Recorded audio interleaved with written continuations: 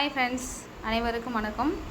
டிஎன்பிசியில் திருக்குறளில் கேட்ட வினாக்களை பற்றி இன்றைக்கி பார்க்கலாம். பீலிபெய் சாகாடும் அச்சிரும் அப்பண்டம் சால மிகுத்து பெய்யின்.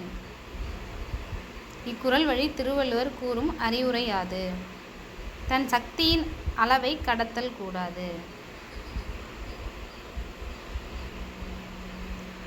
டேஸ் துணிக கருமம் துணிந்த பின் டேஸ் என்பது இழுக்கு. எவ்வாறு ஒரு செயலில் ஈடுபட வேண்டும் என திருவள்ளுவர் மேற்கூறிய குறளில் அறிவுறுத்துகிறார். நன்றாக சிந்தித்து அதற்கு பிறகு.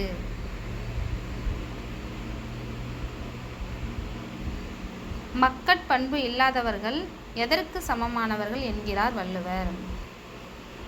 மரம் போன்றவர். வள்ளுவர் கூற்றுப்படி மழலை சொல் கேளாதவர்கள் எவற்றை இனிது என்பார்கள்? குழலிசை, யாழிசை.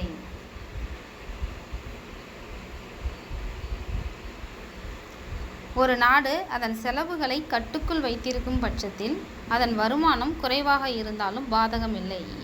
இந்த கூற்றை கூறியவர் திருவள்ளுவர்.